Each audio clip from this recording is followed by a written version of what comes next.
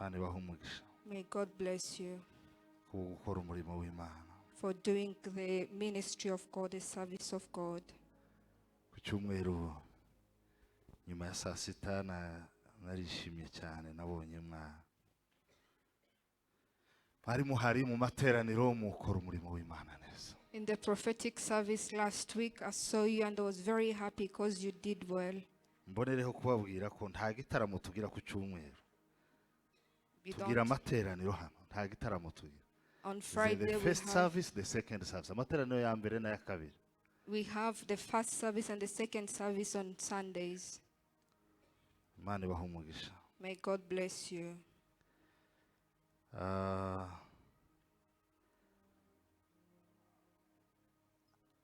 Twihanganishije abantu bose bagize ibyago. We comfort all the people who had troubles and lost their loved ones. Imana ibakomeze kandi bongerere kwizera. May God comfort you and increase your faith. Decrease or increase? Increase your faith. Bwana Yesu asifiwe. May we praise God. Ni iby'agaciro kubw'abashoboye gutabara no guherekeza abagize ibyago. It is very valuable for those who have been able to accompany those who had lost their loved ones. Mwarakoze n'ukuri Imana ibahumugisha. Thank you. May God bless you. Abagiye Uganda Those who went to Uganda n'abandi bagiye Karangazi uyu munsi. and those who have gone to Karangas this day, Imana ibane nabo kandi twese ikomeze kuduha imbaraga. may God be with you and strengthen us, all of us. Mubasengere Pray for them. abagize ibyago burya hari ukuntu Satani igiganiriza umuntu ari mu bihe bigoye. Those who had lost their loved one, there is a way the devil whispered to them when they're in those hard times. Abasi badusuye mwakoze cyane. Guest in our midst, may the Lord bless you and thank you. Ari abavuye hanze, ari aba mu gihugu hano. Those from abroad, those into the country here under, Ni iby'agaciro kubana nawe. it's so valuable to be with you all. Humiriza ku maso yawe usaba Imana kugira ngo uyu munsi Imana igenderere ubugingo bwawe. Close your eyes and ask the Lord to visit your soul today. Zamura ijwi ryawe aho wicaye. Raise up your voice.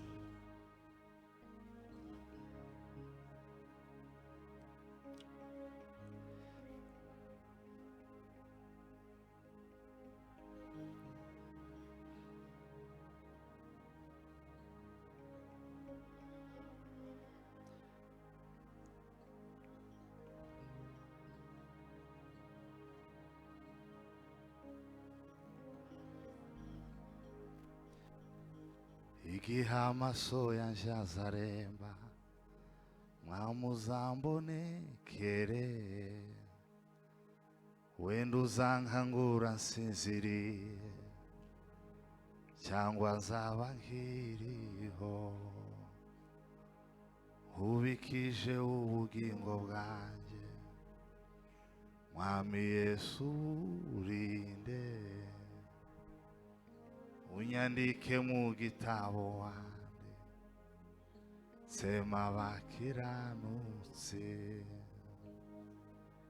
ikimenyetso c'umwuka wawe wakimaye wingwate nico kimenyesha kondo wawe nawe ukaburu wanje tugumane Mwami haleluya Mwami tugumane Mwami haleluya we Mwami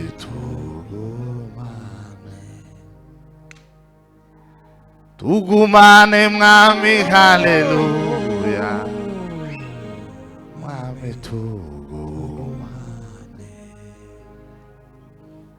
ndagusabye kingura ijuru ku buzima bwawe. Open heavens upon our lives.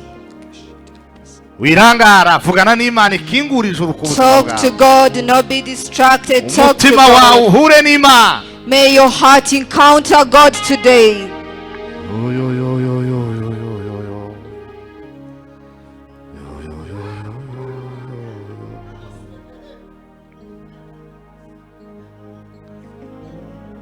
Turi hafi yo kuza bona Yesu aje kuja n'umugeni wamwemeye, azareba imyambaro y'umugeni ariyo mirimo yo gukiranuka.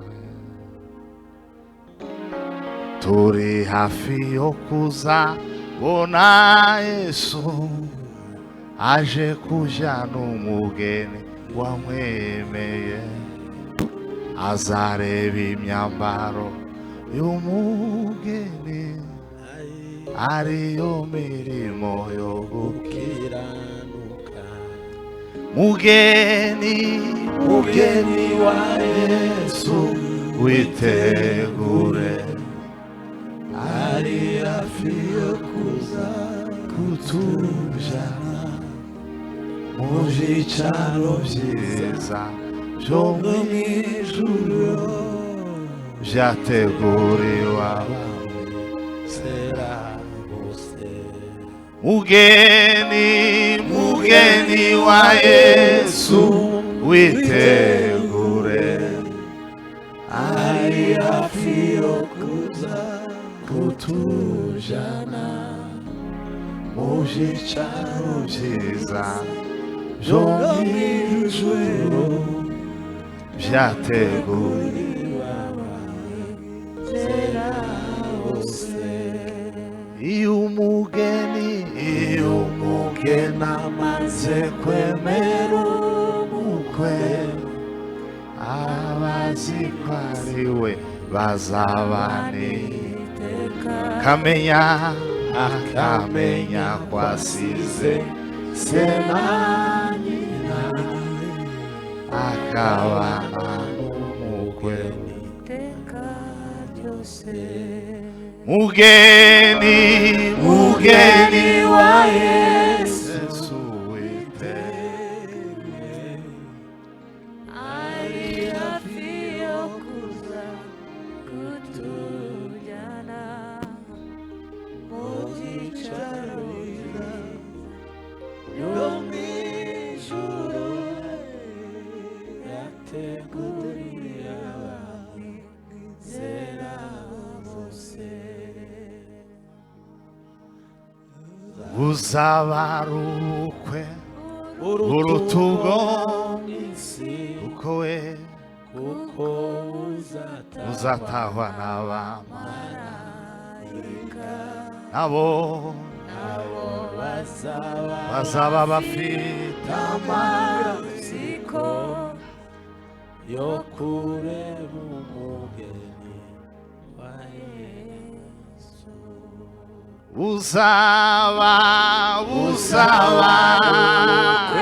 urutugo mw'isi, kuko uzatahwa n'abamarayika, kuri abo bazaba bafite amatsiko yo kureba umugeni wa Yesu.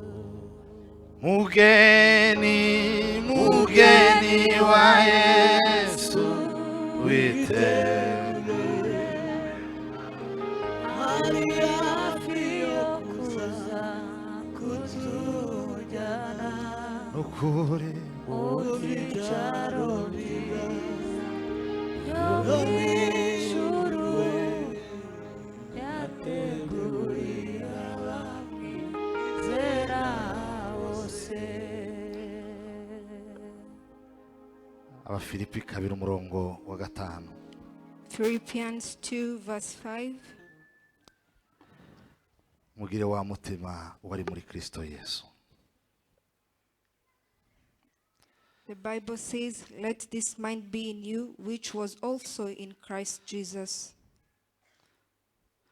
Abikorinto ba kabiri 5:14 2 Corinthians 5:14 ndetse no kuri 15. up to 15. Urukundo rwa Kristo ruraduhata kuko twemejwe yuko nk'uko umwe yapfiriye bose ariko bose bapfuye, kandi yapfiriye bose kugira ngo abariho be gukomeza kubaho ku bwabo, ahubwo babeho ku bw'uwo wabapfiriye akanabazukira. Amen. The Bible says, "For the love of Christ constrained us, because we thus judge that if one died for all, then we were all dead." 15, and that he died for all, that they who live should not henceforth live to themselves, but to him who died for them and rose again. Amen.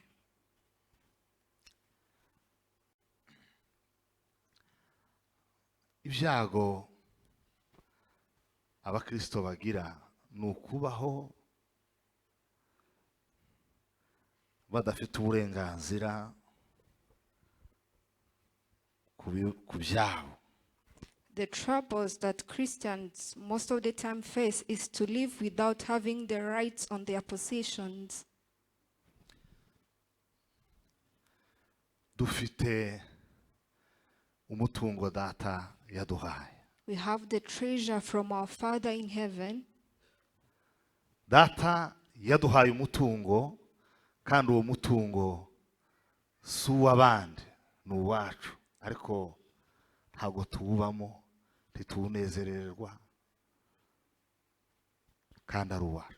The Lord the Father gave us the treasure, and that treasure is for us, but we don't enjoy it. We don't live in that treasure that we got from God. Umwe muri uwo mitungo tutishimira, tutabamo, ni umunezero Imana yageneye abera mu materaniro. One of that treasure that we don't enjoy, we don't live in, it is the joy that the Lord has given to you into the service. Baririmbye ngo ambwira ko ankunda ryari hari. They sang, he told me that he does love me every day. Kandi ngo mukunda kuruta uko byavugwa. Ni mwiza kuruta uko mbivuga. Ni mwiza kuruta uko bivugwa. And he's so good that buri munsi. Ni mwiza kuruta uko mbivuga. Menyera kuri ibyo nibwira, zamutegereza sinzarambirwa. And God is so good, and how I can speak it. I shall wait for him. I shall never cease to wait for him. Ambwira ko ankunda buri munsi. Oh, ni mwiza kuruta uko mbivuga. Menyera kuri ibyo nibwira, zamutegereza sinzarambirwa. None ngerageza nko kunyuza amaso mu bantu, ndavuga nti reka ndebe abantu ukuntu bahebumva ibi bintu. I was observing how the Christians into the congregation are getting to understand this song, the meaning of that song. Muzi abantu batwanga, Do you know people who hate us? baza bicara gusa bagahimba ibintu bakabisirikiza mu bantu, akicaza abantu akatanga amafaranga akabagurira kugira gusa ngo asakaze ibintu gusa biri bucafuza izina ryawe. They just spread rumors and give money to other people spreading rumors so that they're gonna make your name be known badly. Ariko ukibuka kwabo bantu atari Imana. But you remember that those people are not God. Ico ni kimwe. That is the first thing. Nyuma yo kwibuka kwabo bantu atari Imana, After remembering that they are not God, ukibuka noneho kw'iyo Mana wokagize ikibazo ko ariyo mufitanye ikibazo, ikubwira kwigukunda buri munsi. And you remember that God is always telling you that He does love you every day, yet your heart maybe is telling you that you have an issues with God, but God does tell you, I do love you every day. noneho ni nziza kuruta uko ubivuze. And God is so beautiful, good, on how you can speak it. Izimenyera kuri byo wibwira. He does not verify your thoughts, what is in your heart, Bibiliya iravuga ngo ijambo ritaragera ku rurimi. even when the word has never reached your tongue. Hanyuma ukabona umuntu karayiririmba iyo ndirimbo ahareba abantu kareba umuntu atari umuntu nta mafaranga yansigayemo, nta mafaranga nigeze kumuha, ntayo yansigayemo, harya si umuntu harimo arandeba nabi niki, usanga baramubwiye nabi. And you see someone into the church, gatangira gate uyu muntu yoba yarahuye na runaka ariko naragowe ukuntu nawe kera atangiye kumvuga nabi, ukabona arebye hasi, yareba hasi akibuka ideni rya banki, ukabona arebye ngo hirya akibuka umwana warayarota nabi, wikanze nijoro, kiniki abana banje niki mu cyumba habamwe ingwe habamwe iki niki kiba mu nzu. Abandi ko bararirimba ngo ambwira kwa nkunda buri munsi, ni mwiza kuruta uko bivuga, mana we amenyera kuri byo nibwira, zamutegereza sinzarambirwa. Umuntu akama bamurayo ari mu materaniro arimo aramilitipura umubare w'abantu bazamuvuga nabi, kandi ibyo nibyo atekereje gusa. Ukoga uhatekereza gutyo nawe yifitiye ibibazo, yenda abana babirukanye karatekereza uko hamureba gutyo, undi yaza mureba kuba uyu muntu sinomuguza amafaranga ngo ndishurire abana, uko hamureba avuga ngo yomuguza amafaranga, uwo hareba ngo yomuguza amafaranga, iwe karakeka ngo buba baramubwiye amakuru mabi ku buzima bwe. Abantu bagacanganyikirwa bakaba mu materaniro akarinda arangira bagataha nta gitonyanga c'umunezero kibaye mu buzima bwawe. Reka mbabaze bakaruvari nkunda Imana yampaye kubabera umushumba, uzutaha nikuvuye mu matera nishaka ndeke n'ibyo nateguye, mbabaze muza mutaha niki mubiza bivugirwa niki muza mutaha. Iyo uvuye mu materaniro uzutaha wawe umva umeze ute mu mutima we, haba hameze gute? Let me ask you, Christians, Calvary members that I love too much, what do you take here from home? What do you take here and you take it from home? For example, others are singing, the Lord does tell you that He does love you every day and beyond the way you can speak it. And for you, you have some imaginations. You are thinking about the loans into the bank. You are thinking about the nightmares your children had. So what do you take home from the service?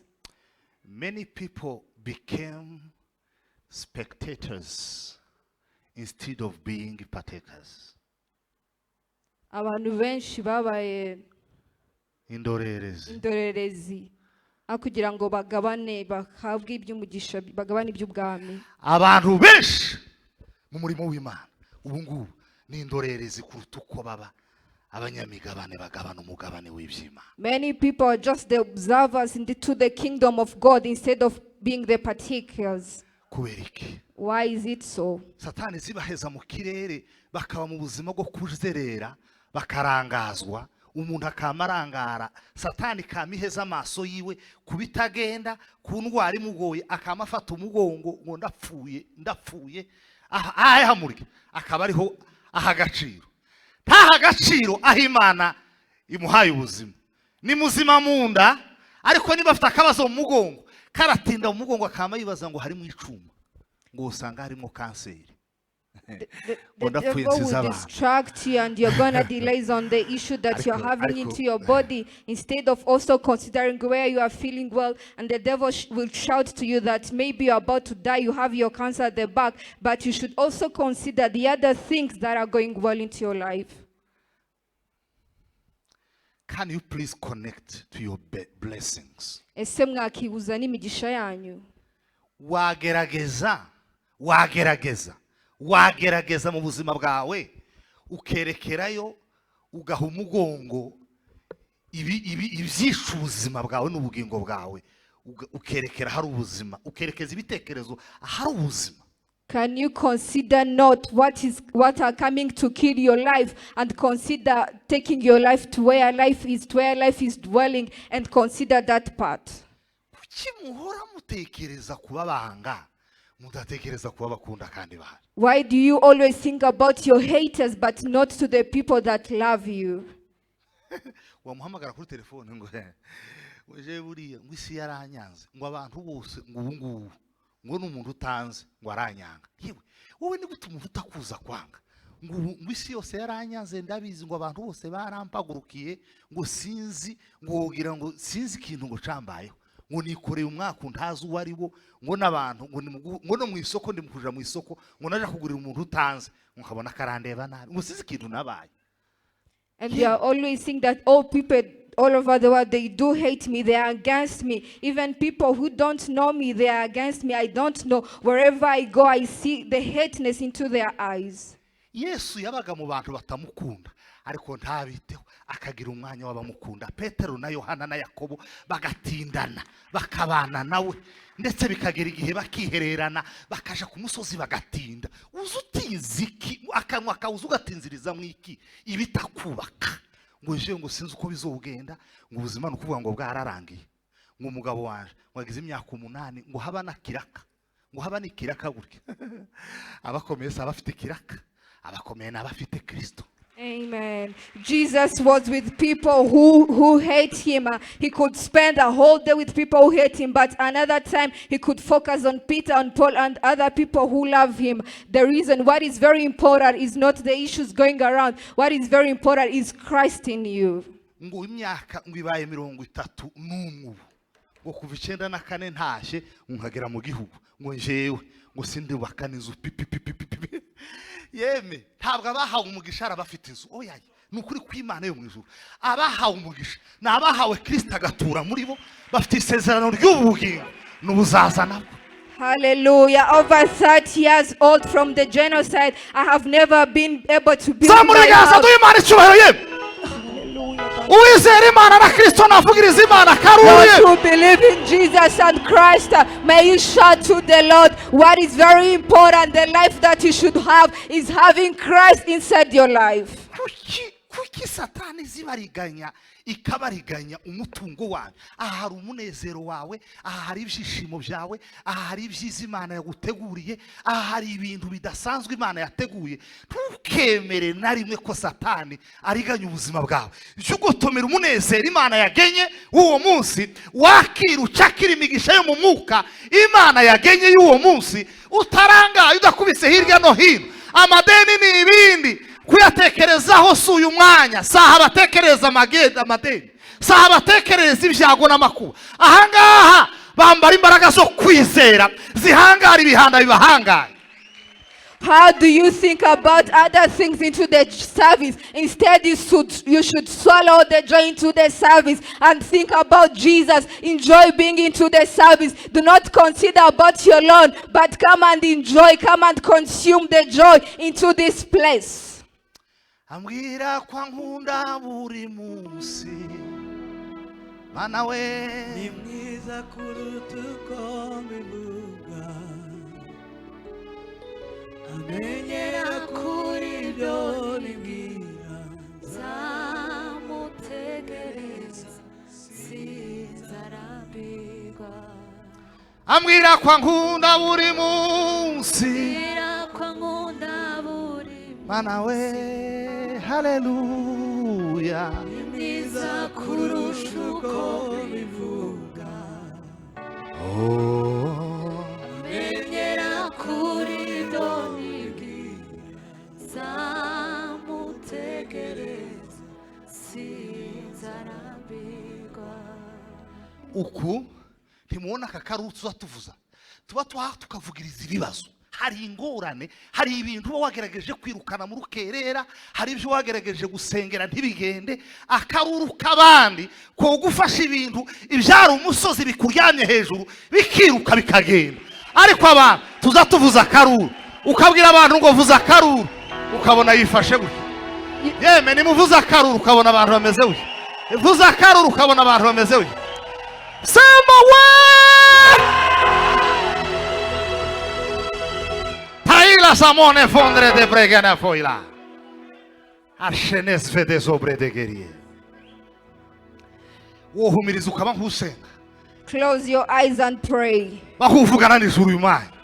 Talk to heaven. Talk to heaven and pray. Jimerde ne frezene gariera. Bacha farida ostakove genigana. Jibenetando ya gelifari. Zamutegereza. Shaola farigeriere defentalo.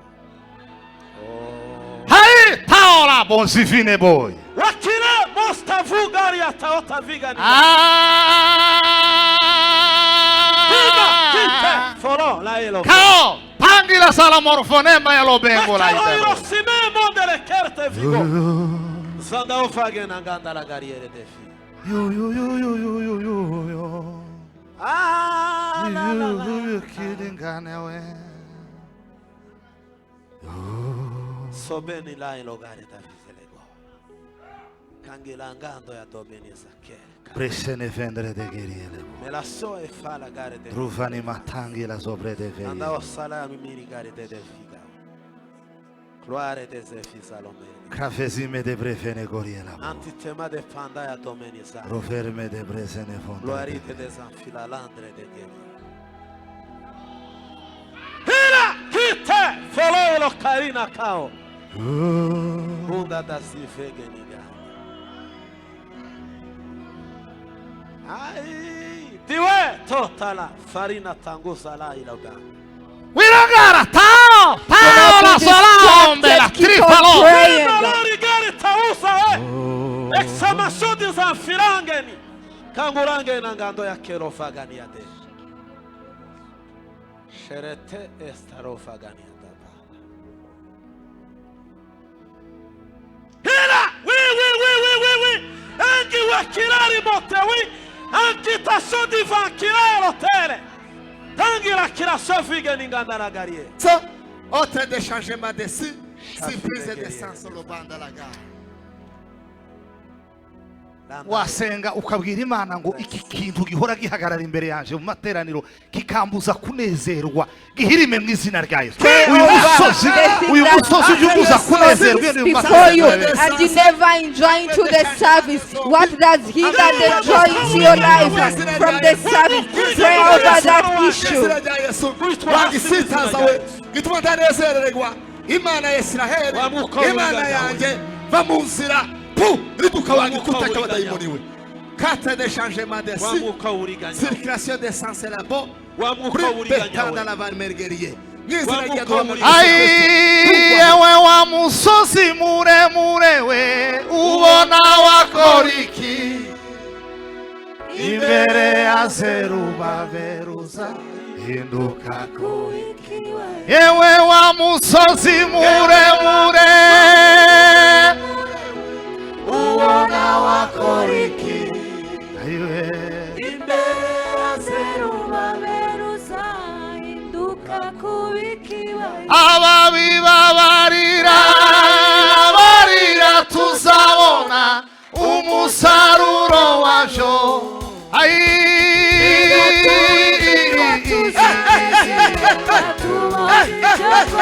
Yewe wa musozi muremure ubona wakoriki imbere ya Zerubabeluza. Hallelujah. ababibabarira tuzabona umusaruro wavyo.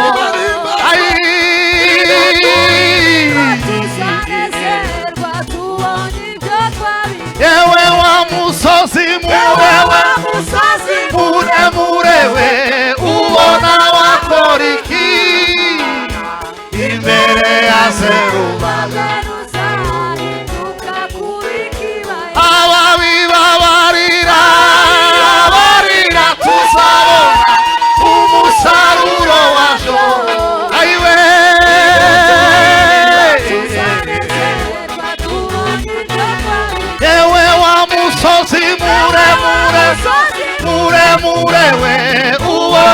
wakora iki haleluya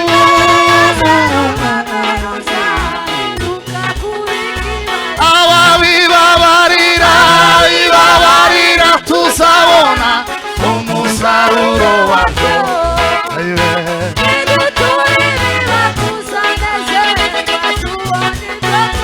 yewe wa musozi murewe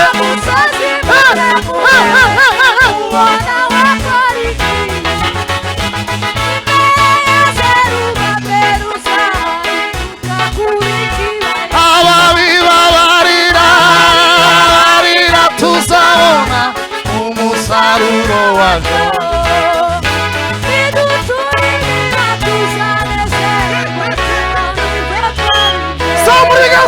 Praise your hand and give the glory to God.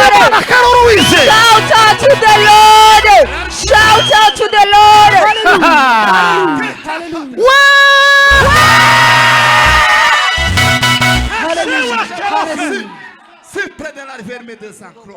nuko mwagomba kunyakira muraho muza nk'inani k'abaseviri muranyakira nk'umuseviri muzi ibintu imana yankoresheje iriya habaye ibintu yewe wa musozi muremure we ubona wakora iki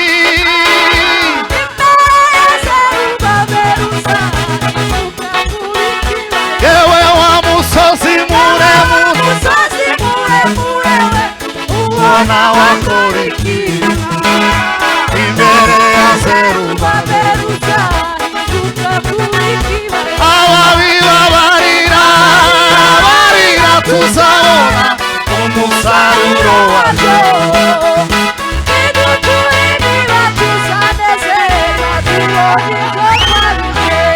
mugire muzamure ibiganza by'Imana cyubahiro. Raise your hands and give the glory to Vugiza God. Imana akaruru kwawe ko Let us shout out to the Lord. Shout out to the Lord.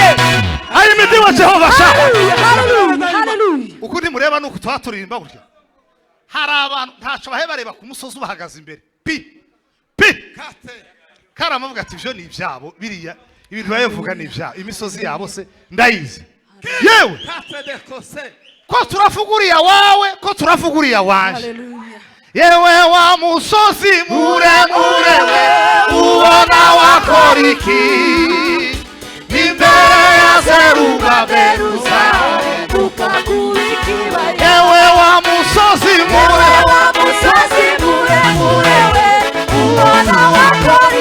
ayiwe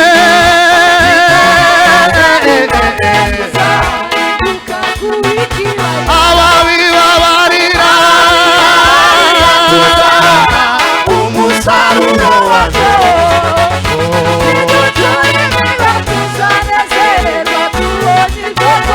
yewe wa musozi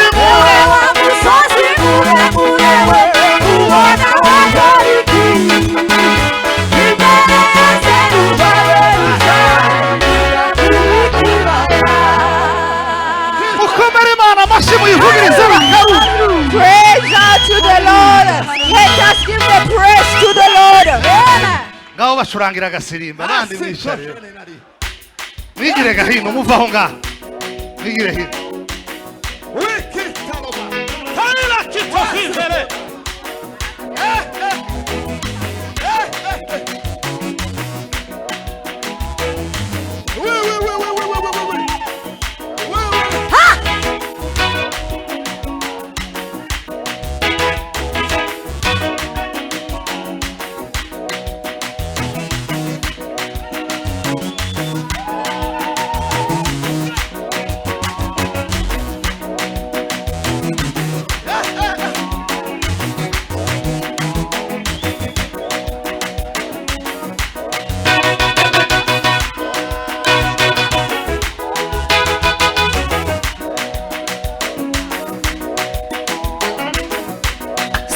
musozi senyura musozi senyura musozi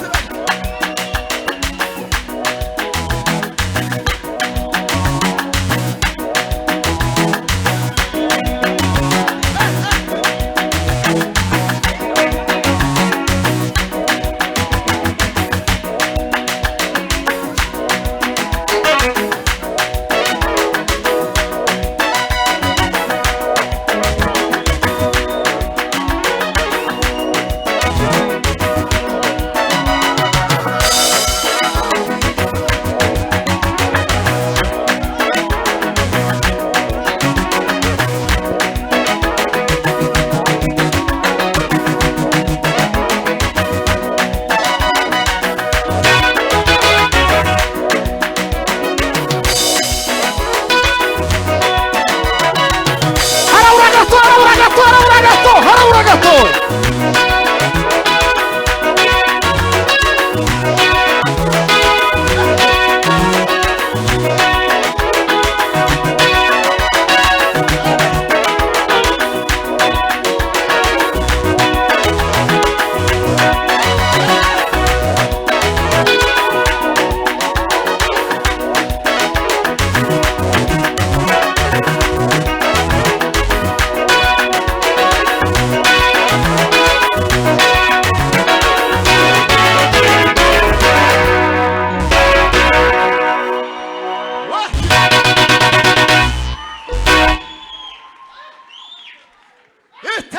Ngaho ni mutya.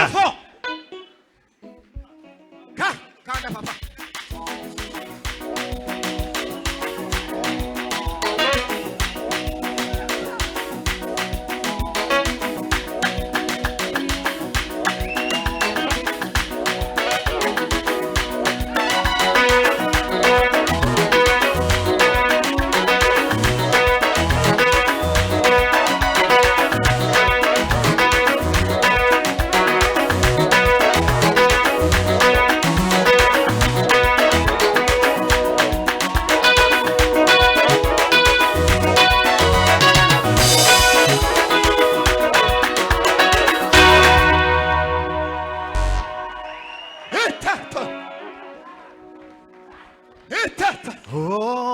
Zamuhimbaza mwami wanje muri byose akora. Zamuhimbaza mwami wanje muri byose akora. Zamuhimbaza mwami wanje muri byose akora. Zamuhimbaza mwami wanje muri byose akora. Zamuhimbaza mwami wanje muri byose akora.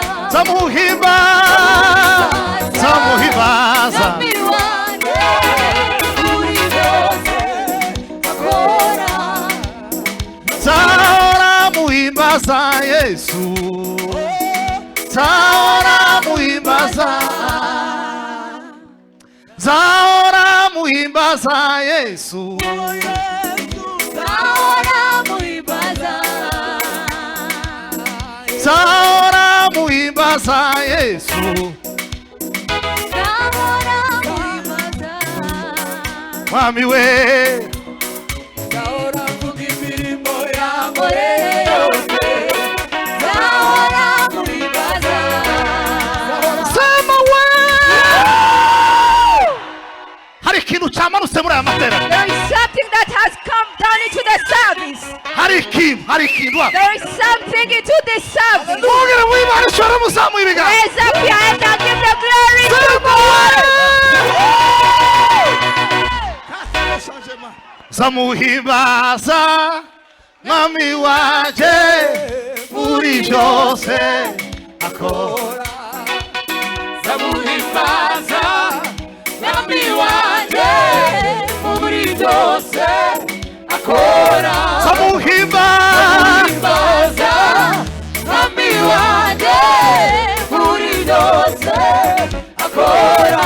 Zamuhimbaza Zamuhimbaza mwami wanje muri byose akora. Sema haleluya. Sige hallelujah. Gutanga haleluya. We are going to give one hallelujah. Bwana Yesu asifiwe. And we praise Jesus. Hari ikintu coba. There is something that might happen. Bwana Yesu asifiwe. May we praise Jesus. Hari ikintu cyamanutse muri aya There is materaniro. something into this service. Buri muntu areke kuranga. Hari Everyone ikintu do not be cyabonetse. distracted. Zamura ibiganza duhimane Raise up your cyane. hand and give the glory to the Lord. Yari yavamo.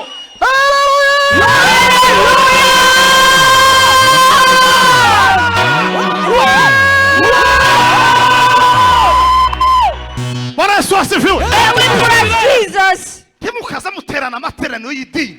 Do not just hear to the service of religion. Muza muterana amateraniro y'umwuka. Instead, be the service which is led by the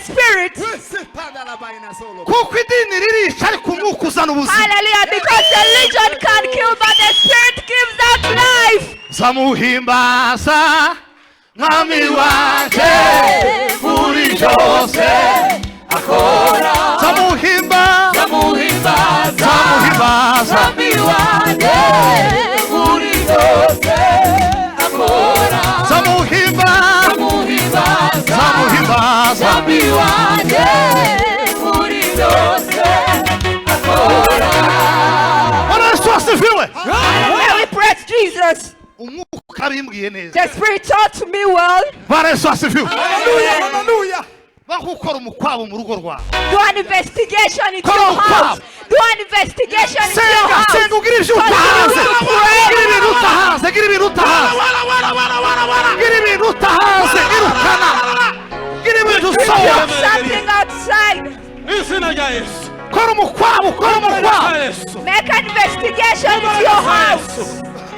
Nakora umukwabo. Natahanze. Natahanze indwara. Natahanze ubunebwe. Natahanze. Natahanze. Mwuka wera sohora. Nasohora. Nasohora integeke. Nasohora. Nasohora. Nasohora mu izina rya Yesu. Soko wabukenewe. Soko wabana z'umwijima we. Soko wandwara we. Sohoka. Rikkedese fegene mariga. Rikkedese feloga yefe.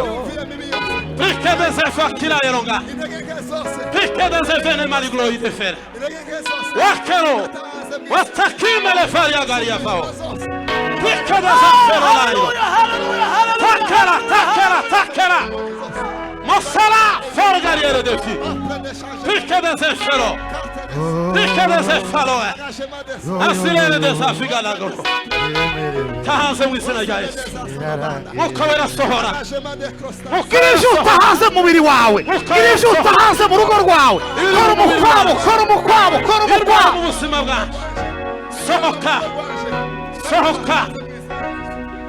Monsa la gariere defa. Monsa gelo garia fo. Monsa fagena karina ero. Monsa fegona kelorigan. Monsa gela keloro farigo. Akte kelo fageriga. sema Bwana Yesu asifiwe Atukuzwe. ongera usenge Bwana asifiwe To pray. Zangela go. Hey, muzamwirinda kurangara Do not be distracted. Avoid distractions. ongera usenge wizeye Continue to pray into faith. bwira Imana ngo Mana agahuru gahishemo intwaro zo kundwanya igafatwa n'inkongi y'umuriro mu izina rya Yesu The bush that are having the Sengukoma mu weapon mashi is sengukoma mu mashi distracted. sengukoma mu mashi senga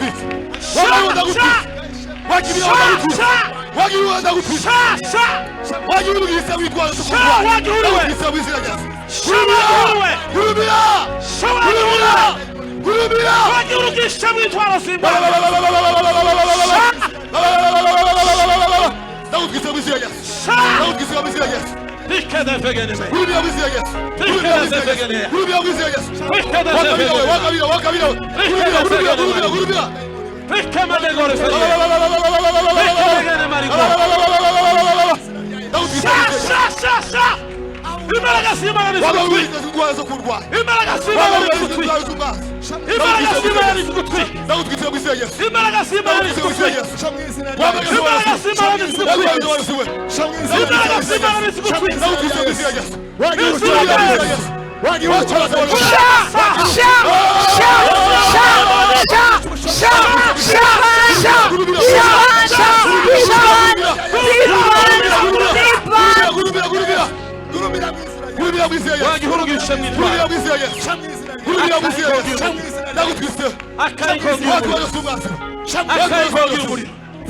Sema haleluya. Hallelujah, hallelujah.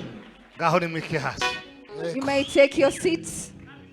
Oh, waliamini lo neno lake Mungu, watapata nguvu kuwa washindaji. Ani Bwana Yesu Yesu aliwa karte atazibidisha neno kwa ishara. Shinda, shinda, nguvu ya kushinda. Shinda, shinda. Ushinde. Alola salolo maida lofe. Wekelele ferda la matu. Mungu anatupa nguvu ya kushinda we. Tumutie Yesu nasi tutashinda. Kati vita kali tuwe tuwe wahodari we. Yesu ni nguvu yetu ya ajabu. Tuamini Neno na ishara.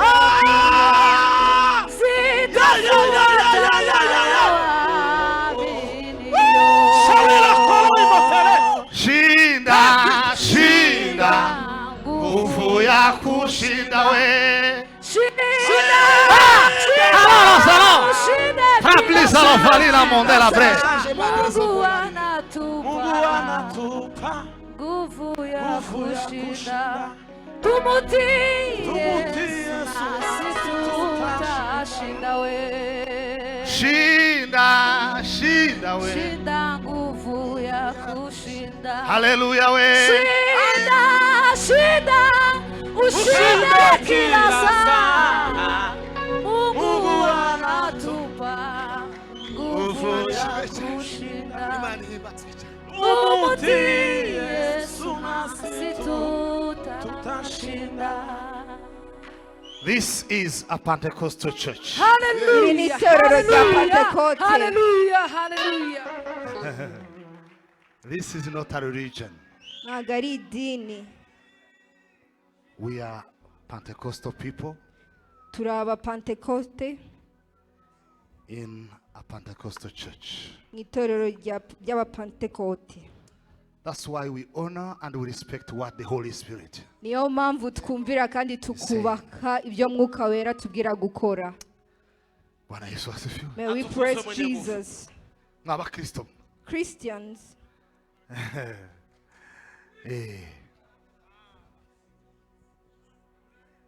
dore Imana yarakurinze ibyago byahise, si uko warutaga benshi bamaze gupfa we, ariko kwita ku mbabazi z'umukiza urushijeho kwirengagiza ibyo yakoze. Dore Imana yarakurinze ibyago byahise, si uko warutaga benshi bamaze gupfa we, kwita ku mbabazi z'umukiza urushijeho kwirengagiza ibyo yakoze. Iki gihe turimo si cyo gukinisha we, kuko ari igihe cy'indwara n'indwara zinaniwe. Mana y'impuhwe n'urukundo tabara itorero, tugeze mu bihe bibi Pawulo yavuze. Iki gihe turimo si cyo gukinisha we, kuko ari igihe cy'indwara n'indwara zinaniwe. Mana y'impuhwe n'urukundo tabara itorero, tugeze mu bihe bibi Pawulo yavuze. iki gihe turimo si cyo gukinisha we, kuko ari igihe cy'indwara n'indwara zinaniwe. Mana y'impuhwe n'urukundo tabara itorero, Mana we, Tugeze mu bihe bibi Pawulo yavuze. sema haleluya. hallelujah. Abantu barimo baribaza icyabaye. People asking themselves what had happened. Ko turakura karuvari ku maonde yakoreragaho umwaka ushize, ko turayishyira ku yandi maonde. Hallelujah, hallelujah. We are leveling up Calvary to another dimension. Ngo narekerega aho ngaho avuge mvuge iki? Maybe as saying that may the pastor stop and speak for the Iki sermon. gihe turimo sico gukinisha we kuko ari igihe cyitwara nitwara isinaniwe mana y'impuhwe n'urukundo tabara itorero tugeze mu bihe bibi turengere Imana Pawulo yavuze we muri uyu munezero In this joy, imbaraga z'Imana zimanukira urugo rwawe heaven, may the power of heaven come upon your ijuru house. ry'isha rikora mu mubiri wawe May the heavens come upon your life. akira ubuzima buzira umuze mu izina rya Receive the healthy life in the name of Jesus. imbaraga z'abarozi ntizizakugiraho ububasha mu izina Hallelujah. rya The power of sorcerers shall never attack you. amagambo y'abarozi ateshejwe agaciro muri aya I masaha rebuke all the power of sorcerers. uwizeye ibyo nakomera Imana If amashyi you believe so, clap your hands to the Lord. Witala solo bella rigeri. Travail de changement de sensible. Esthétique de sensible de la rigeri. Consigne de sensible à femme. the conditions for building kingdom mindset and to be totally surrendered ibisabwa kugira ngo wubake imitekerereze y'ubwami no kwiyegurira Imana byuzuye. Suwailekere nato vanda la kinovageno. Florete neta vigani ngando la rigerie. kengere abinyumuka kula nawe bangalo siziko nabo banga bahano kengere abinyumuka kula na Bangalo sisi konabo.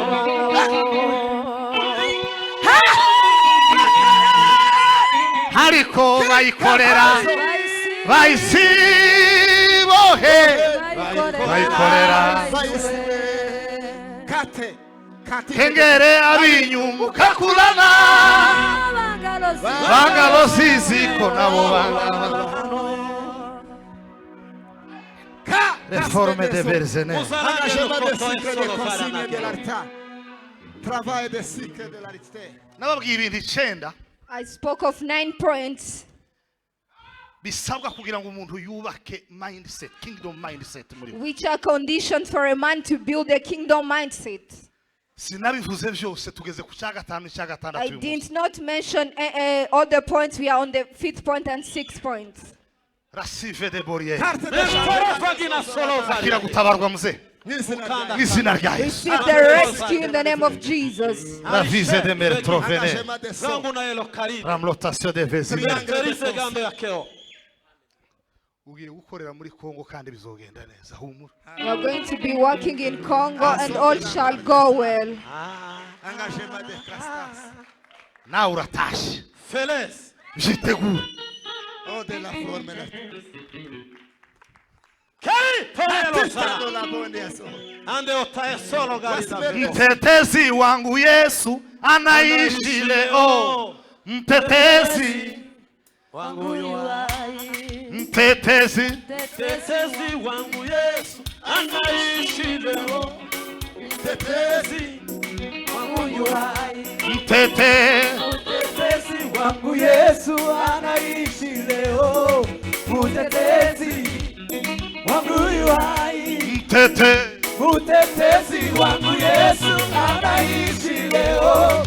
Mtetezi wangu yuai. mtetezi, Mtetezi wangu Yesu anaishi leo. Mtetezi wangu yuai. Kato. Kato ndawe. Ave. A vosotros.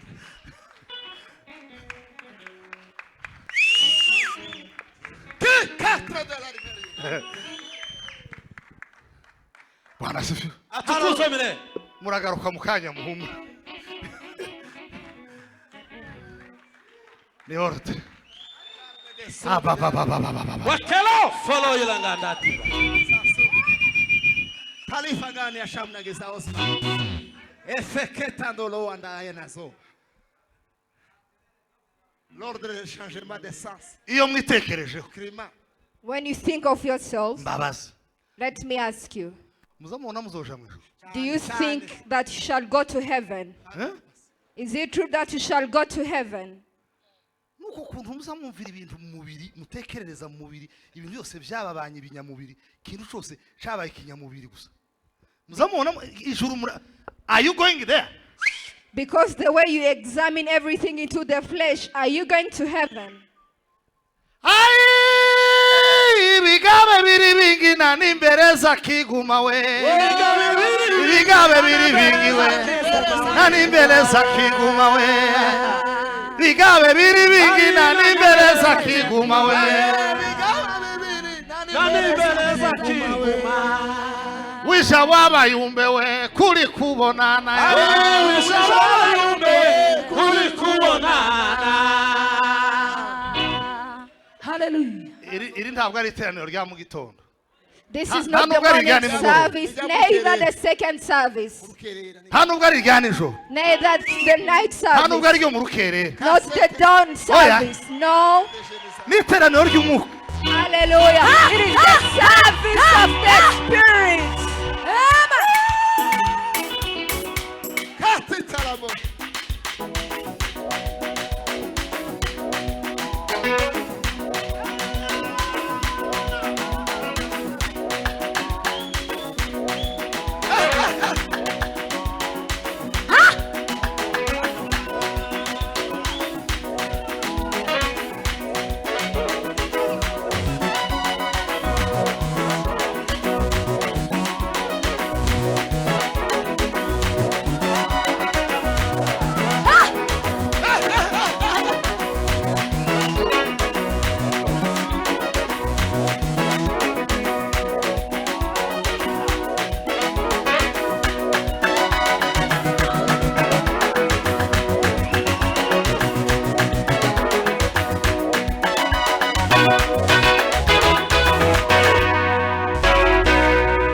Ai nuriwe Jehova sha. Can we praise Jesus?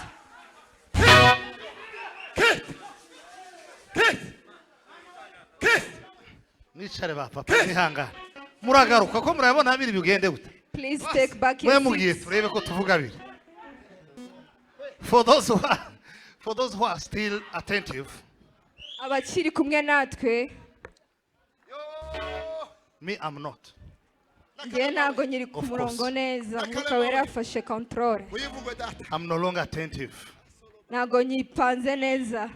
Ote Cyane deshaje ubivuze neza. Ese ngipanze No neza. secret distance. Nashandabutse. Rwose. Distance luba. Ntabwo nje ngipanze neza. Wangi ya saozi madela. Sawirari mokeroso. Secret de la Estereza de la sola. Anashama de srobe de la rigeri.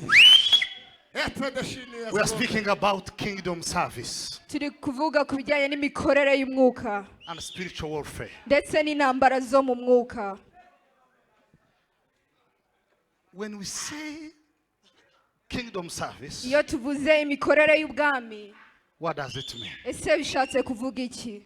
Baba bavuze imikoranire y'ijuru n'abera batuye mu isi. They speak of the operation systems of heaven and the believers into the believers who are into the Ai world. kundubanga janda we ndagashanda ruremayo. Ai kudubanga sanda.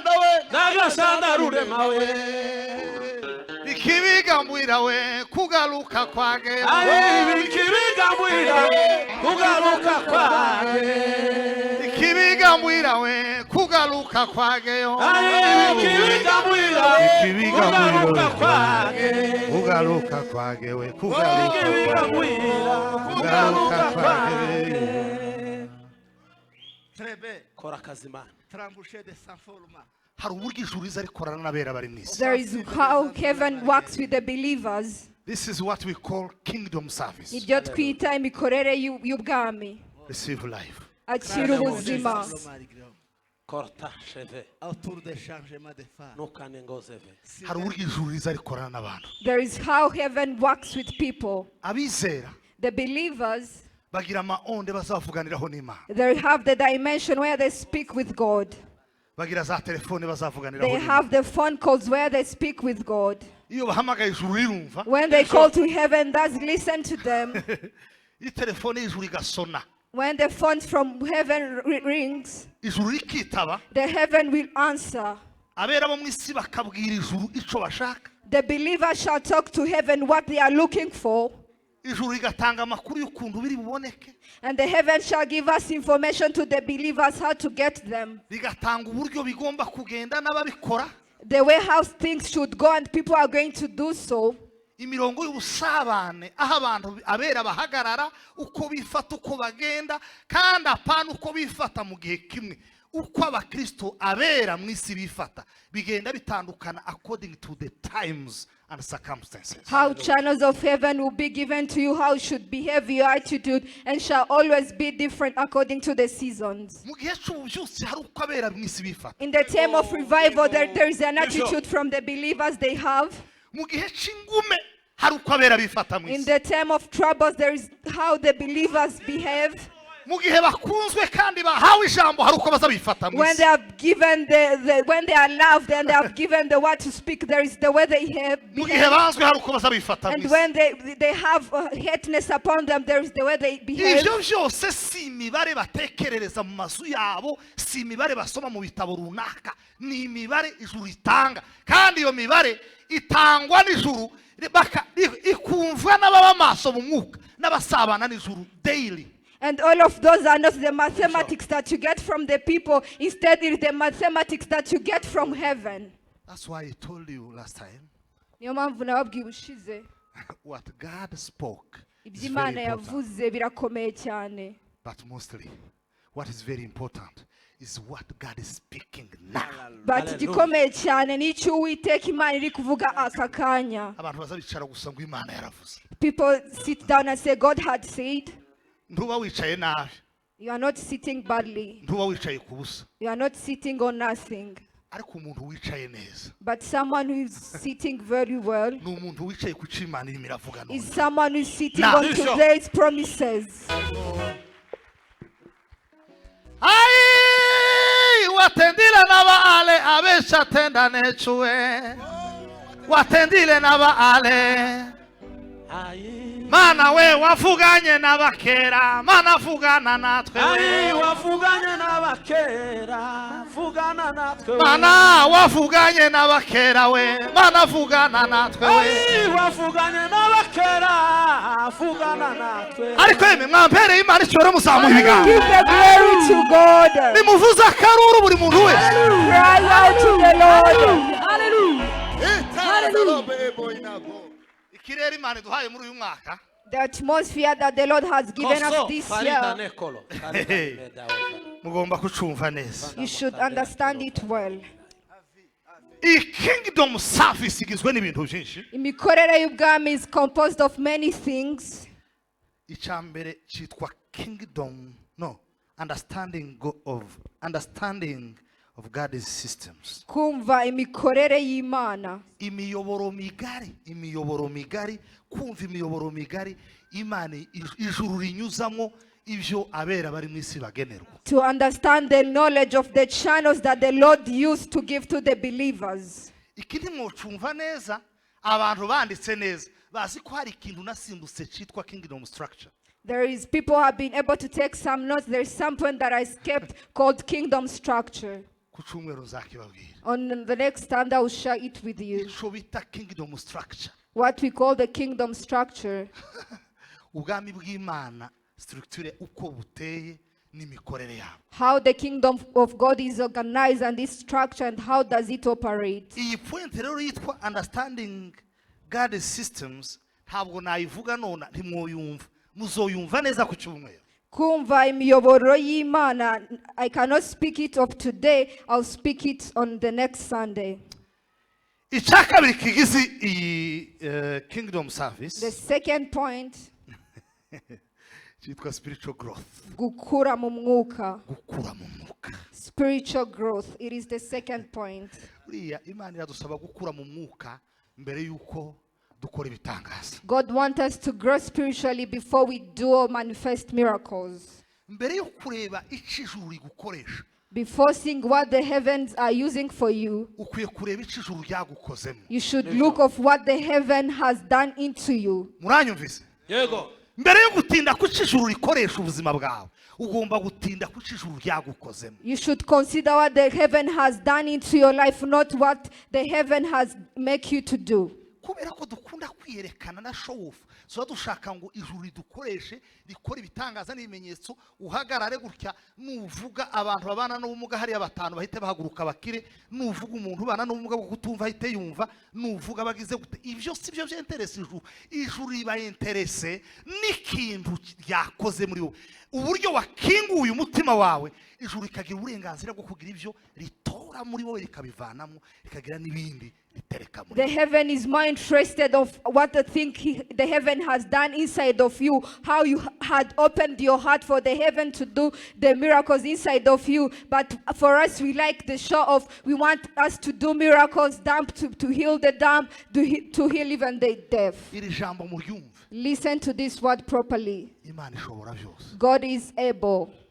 ariko kugira ngo ugire icyo dukoramo But for him to do something into us, birasaba ko tuyiha uburenganzira we need to give him the access, the right. kandi uburenganzira tuyiha si ubundi And the right to give to God is nothing else. ni ugukinguka tukayorohereza It is for us to be soft and open our hearts and give our hearts to him. aina unira mtima gwani magalawe kitari kindugagazikwa no kubona Yesu uguyambike isiribo zo kuhima amagezi we ga shetani mutima gwani biri bindu byawe mutima gwani nakugabira ugukolese kolozizi woguno mutima gwani nagutanga imwawe ugafata umutima ukavuga ngo nguhaye Imana. You take your heart and dedicate it to God. Dawudi yaravuze ngo Mana David said, "Oh Lord, umvane mu uyu mutima ukomeye remove Yego. this hardened heart ushire mu mutima and woroshye give me a soft heart." gerageza Mana Try God. ugafata umutima wawe ukawutanga You take your heart and give it to God. ntabwo baza bawutanga bavuze gusa You don't give your heart to God just into words.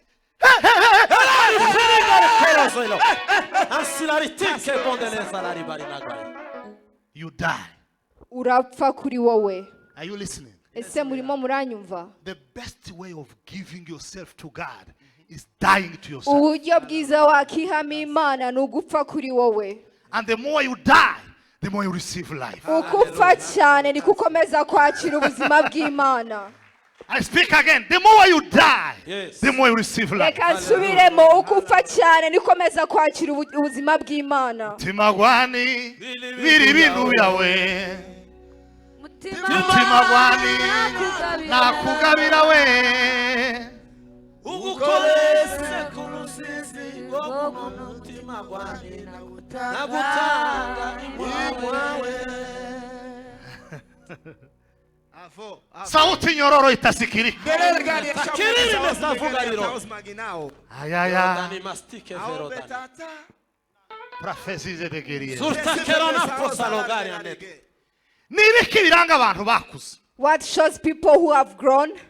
There are many things Ni ibintu byinshi that prove that you are grown enough. bigaragaza ko urimo gukura bihagije. The indicators of spiritual growth.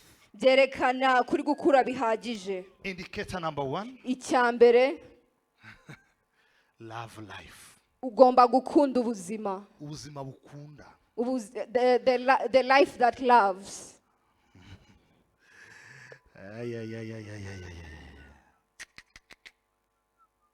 Ikintu kizakubwira ahantu ushobora kumva ko ari ugukunda ubuzima. Ni ubuzima bukunda, ubuzima bukunda. We are talking about the life that loves. Ikizokubwira kuko uhagaze neza mu mwuka. What will show you that you are standing properly into the spirit? Uzoreba uko ukunda abantu. See if you love people. Muranyumvise? Yego Apana gukunda bagukunda. Nibyo We are not saying about loving the people who love you. Mwavyitiranyije. Mwavyitiranyije. Gukunda beya uyu mwana winterpretinga ngo duhagararana hangaha ngo ndamukunze ngo uyu mwana.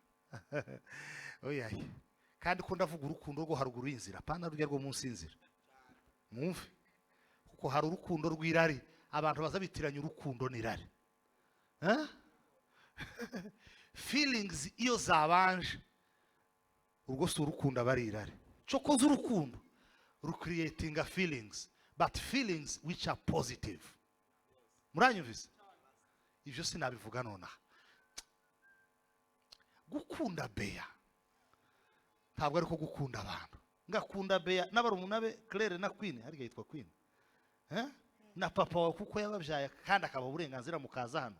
Ngakunda Bizimana kubera ku munsi wa mbere dutangira Karuvari yahagaze amasaha harya 8 kuri zabyibuka hariya kuri ntuza kuri Marine arahagarara arantegereza. Hari ibintu twagomba kuvuga.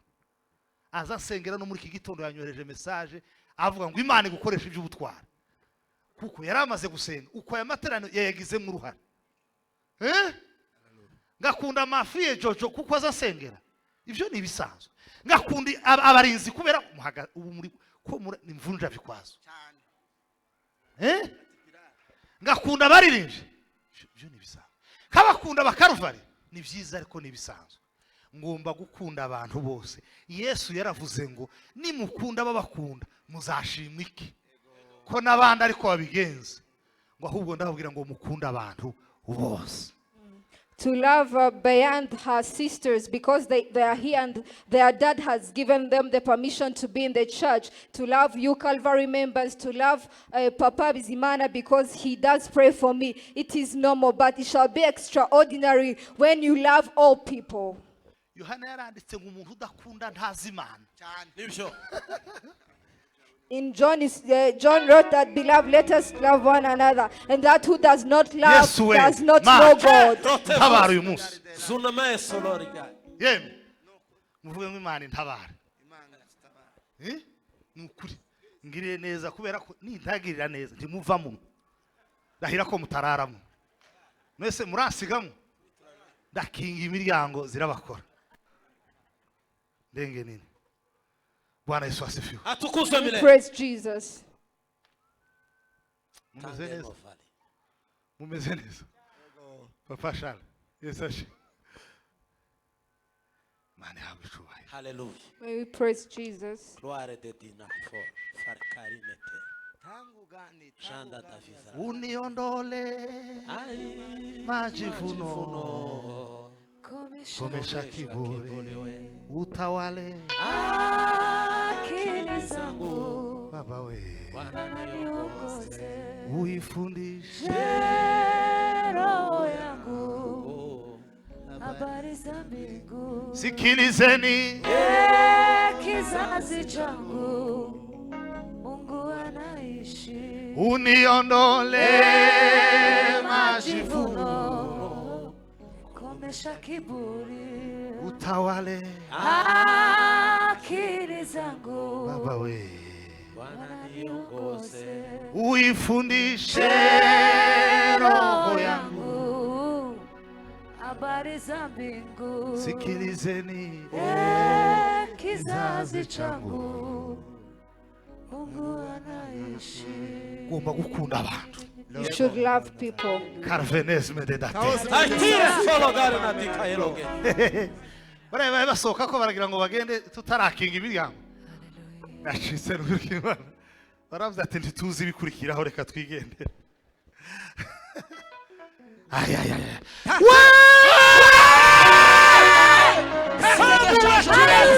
ay imitima Jehova sha Amen. Sangine kele. Tasbedezo.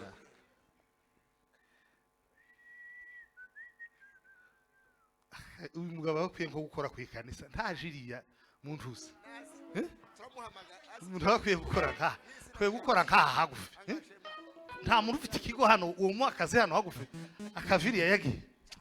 Bwana Yesu asifiwe. Praise God.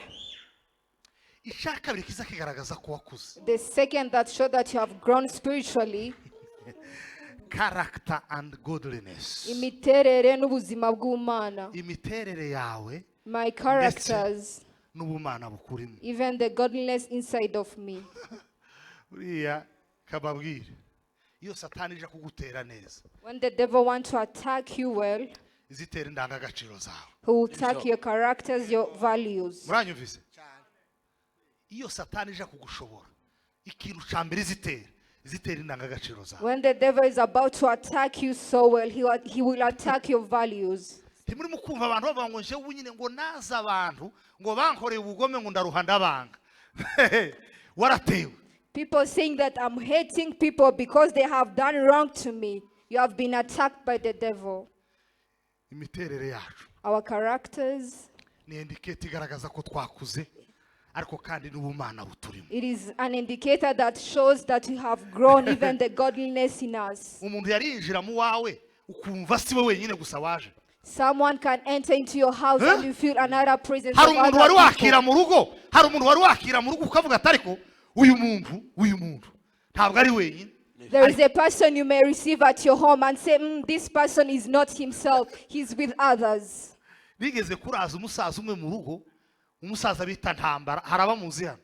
Yari umusaza wose wambaye imyenda isa nabi, uraho uvuye mu gitura guhwereye, ariko mbere yuko yicara, mbere yuko aturamutse, yagaza avuga ruga mu Gifaransa. Ngo sava, umusaza utarize. Ngo sava. Ngo yakwa, ngo dans cette maison. Ngo ya manque d'enfants, ngo manque d'enfants. Ngo ya manque d'enfants ici. Ngo ici. Naraye nice kaza araryamye ameze neza kaza kucumba. Uyu muntu yazanye n'abamareka ibihumbi bingahe? Once upon a time, an old man slept into my house, and then Esange kasira bunda landayelo. and then he could speak in tongues, but in French, he could say, in this house, you lack children. And I was very happy. Ariko hari undi muntu uza winjira mu nzu. Kavuga ati byari byo byose. Ingabo za Satani bari kumwe. Ni ibihumbi 411. Otherwise, there is a person who might come into your house and you see he has brought many devils into the house, demons. Ku buryo azasohoka ukavuga ati iyi ntebe yari yicayemo nyijane hanze ibanze inyagirwe turebe. And when he left your house, you could say, this chair at which he has sat on, may I take it out? Ubumana buri mu muntu nibwo buzabugena Imana bagenda. The godliness inside you determine the God you move together. Bwana Yesu asifiwe. May we praise God. Twari umuntu uzugera mu wawe ibibazo wari ufite byose bigakemuka. There is a person who may visit you and all the problems into your household will be gone. Umuntu ashobora kukurambika ikiganza gutya. Wari urwaye umutwe, waragiye Faisal, scanner zarahebuye, MRI zarahebuye, waragiye mu Buhinde barahebuye, ukaja no muri Amerika bagahebuye. Yakurambika atavuza amagambo menshi. Ikiganza kirimo imyate, kirimo ifite inzara zidaciye neza, kimeze ariko yagira gutya gusa. A man can lay his hand onto your head. Maybe you had a headache, a strong one. You have gone to different hospitals, but they could not heal you. But with that shabby hand, God shall use him to heal you. Ubutware mpabwa n'Imana nizeye mfite umutima utanshira urubanza mpagaze ku gatute. Nimwakira ubuzima. Through the authority from God who ordained me. Through the authority of God who ordained me, who anointed me, may you receive life. Icya gatatu kiza kigaragaza ko umuntu yakuze nico bita spiritual understanding. Icya gatatu ni ukumva ibintu byo mu mwuka.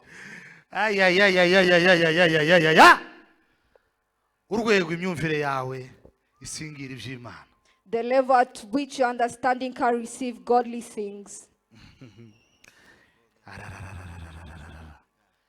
Iby'Imana iyo ubitekerereje mu mubiri biza bibura ikibanza muri wewe, ariko iyo umuntu yakuze mu mwuka byanze bikunze ibitumvikana, hari logiciel yihariye, hari software yihariye iba mu mutwe w'umuntu wizeye wakuze izituma ibitumvwa n'abantu iwabyumva byoroshye, akabona icumba mu bitekerezo bye ashiramo imyumvire y'iby'Imana, abandi bakabinanirwa ariko yakabyumva. Iyi myumvire niyo yatumye Aburahamu Imana imubwira ngo haguruka ugende, yamahaguruka atitaye ngo Imana ntimubwiye aho agiye.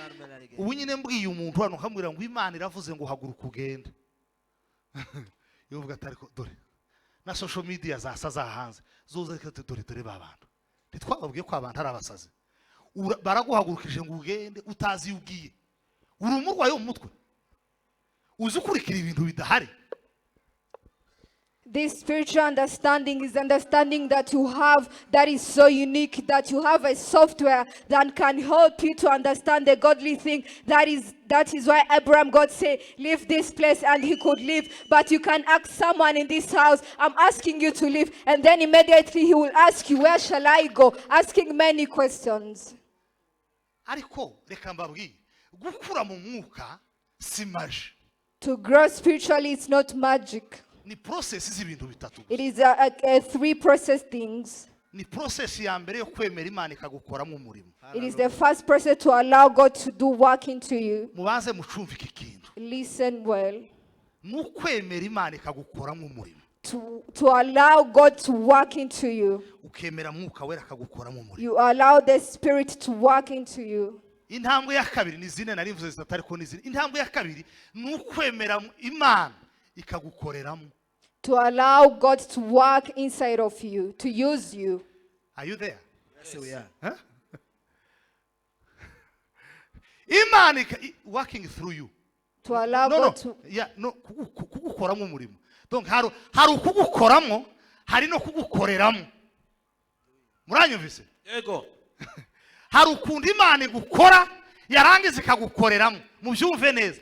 Kugukora ni ukubanza gukuramo kamere. Hanyuma kugukoreramo ni uburyo Imana yesitara ibirindiro byayo muri wewe, ibya kamere byaza bigira ngo biraza bikabarefura. Byagira ngo biraza bikabarefura. Niyo hahandi umuntu nimba yagaza yiba amara umwaka ataciwe, nimba yarindaye abivamo akamara umwaka ataraya, nimba yagaza abeshya agatangira akamara umwaka atabeshya. Burya Imana ibitangiye kumukoreramo. There is a way God work on you, and God can work through you. And if you were a harlot, you are no longer be pleased to be a harlot. The Lord has started to work through you, and also the Lord is working on you. Intambwe ya kane ya gatatu, The third ya step, gatatu ni ukugukoresha. Imana ikagukoresha. it is on the level at which the Lord shall use you. Kugukora bitandukanye no kugukoreramo, kandi kugukoreramo bitandukanye no kugukoresha. God to work on you and to work through you and to use you, it is different. Hari abantu baza bakoreshwa n'Imana. There are people who are being used by God. Iyo ni level nziza cyane. It's a good level. Ariko there is another spiritual high level yitwa gukorana n'Imana. There is another spiritual high level called to work with God. Muranyumvise? Yego. Ntiwokorana n'Imana itagukoresheje, kandi ntiwokoreshwa n'Imana itaragukoreyemo, kandi ntiwokorerwamo n'Imana itaragukoze. You can never have a partnership with God, yet God has not used you, had never worked through you, and have never worked on you. Irabanza ikagukora akamukumva. He will work first on you. Intambara z'umwuka spiritual warfare nzayivuga kuwa gatatu. The spiritual fair will share it on Ndasoreza kuri iyi Wednesday. points. I'm about to conclude. Imana ntishobora kugukoresha God can never use you itaragukoreyemo.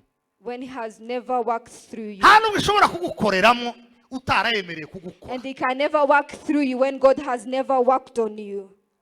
Mbanze mbe ndetse gukorana nayo. Let me put aside to work with God, Kubera ko abantu nivyo bazabirukiraho gukorana nayo. because many people are interested to work with God Ngo mu mbaraga z'ubutware bw'ijambo ry'Imana. in the power and authority of the word of God. Je ndi umukozi w'Imana, umuntu wese I am a wonyegera, servant of God. umuntu wese wonyegera ngo yofatwa n'inkongi y'umuriro. Everyone who could come closer to me, the flame of fire shall attack him. Ngo turi bisumizi, ngo turi imiriro. I am so strong, I'm like a fire. Ngo ndi umuriro, ngo ndi grenade ifunguye, ngo wonyegera ngo yohwera. I'm a fire. If you come closer to me, you shall faint. Yewe waretse kuba grenade ukaba kawiyengesha ibyibuze tukareba kubana. Ntibishoboka. Imana izibanza ikagukora, God will first work on you, ikagukoreramo, work through you, ikagukoresha, then He will use you, hanyuma mukabona gukorana. and then you start to have a partnership with God. Mwumve dimension yo gukorana n'Imana The dimension to work with God ni ya dimension umuntu aba ariho y'umwuka, ku buryo avuga ikintu atabivuganyeho n'Imana akakivuga, Imana ikavuga toke yabivuze atambajije, ngiye kubanza mbikore turaza kuvugana nawe nyuma. When you are working with God, it's another dimension. When I speak something and you have never consulted God firstly, but God will let you do it, and then God shall say, okay, we are going to talk about this later. Muri mu kumusaza bita Bicinone. Do you remember an old man called Bichinoni? Vubaha twahuriye muri Banque Populaire yari Kimironko, hari habaga Banque Populaire ya Kimironko. Very soon I met her in the bank. No ngo arangize hari umuntu wamuserve neza, ngira ngo yaramuzi ko yari afite ikibazo cyo kutumva, araza yavuga agasakuriza abantu baraho muri bank, ariko wa mu cashier aramuserva neza, amuha service. Ngo arangize agiye mbona raso yaragarutse, aravuga ngo nzogaruka utakiraha warabonye promotion. Avuga iryo jambo. None uwo musaza jewe nari nicaye ahantu nagize isoni, umusaza wawumbuka wawugira bucya ko byagize inani, kazavuga ku buryo ubura ahantu wese ndamugira gute, ndamwegera se ndagira nde mbura uko ngira. Ngo ndangiza sose ndagenda ndetse muze wagiye ureba umuntu akaguherekeza, arambwira ati abana ntibari bahari, niyo mpamvu.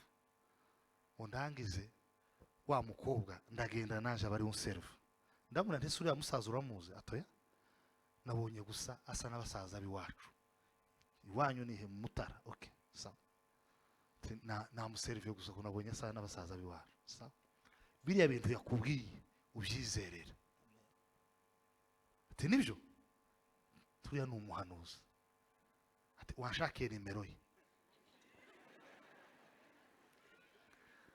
No mwebwe ico musetsega ni ikindi, ariko ico yaragiye gukora ni ikindi. Namase urashaka iki? Ndashaka kohereza ituro. Nibyo sawa, reka nyishake. Ndagiye ndashatse, sinari nzi ko dusengana n'umuhungu we hano, twari tukiri Polyfam ico gihe. Ngo ndangize ndayishaka nyiguye, aho nyigwiriyeho ndibagirwa. Nimba barayimpaye ndi mu Mutara twagiye gusenga, sinzi ibyo twari twagiyemo, ndibagirwa. Nyuma y'amezi 2 ndibuka ngiye muri Banque Populaire gakuja kureba kazugira ntabwo nari ngiye kubikuza, kwara kuja kureba hari igihe bagazuja kureba se hariho angahe, rimwe ugasanga hasigaye ubitatu by'agatabo gusa. Muravyibuka agatabo bitatu by'agatabo, bakabwe se kwa uko waje kenshi isubirayo nta mafaranga. Arakise Mana nyiri bihe warabiduhinduriye. Hallelujah. Bwana Yesu asifiwe. Amen. Jesus. Ngiye mpageze sanga ntahari, ndabaza se uyu muntu ndamenya ari inde. Yari umuntu ushaka hano wantumye nimero, batese ninde risimuza, ufite ifoto yindi ntayo, ariko yakoreraga tahangaga hazakorera abantu benshi. Uhari ni mugoroba si uhari mu gitondo, uhari kicumwero si uhari mu kindi. Hasukunde ndabigenza gute? Mureke mbabwire gusenga kuza kubonera ibisubizo ibintu bitagize. Namangenda gusa muri parking, nasohoke mu izina rya Yesu. Sohoka tubonane, sohoka mu izina rya Yesu, sohoka tubonane. Ngongire gutya mbona arinjiye gutya, ntiyasohota ahubwo yari nko hanze, mbona araje avuye kuri tele, afite umushoferi umutwaye, yabaye umuyobozi. Ndavuga se yewe ndaje ndamuhobe, ese uranyibuka? Ati ndakwibuka, ya nimero kutayizanye, ya nimero iri he? Uku niyo nzanye, dore niyo nzanye, dore ngi ubu nibwo nyizanye.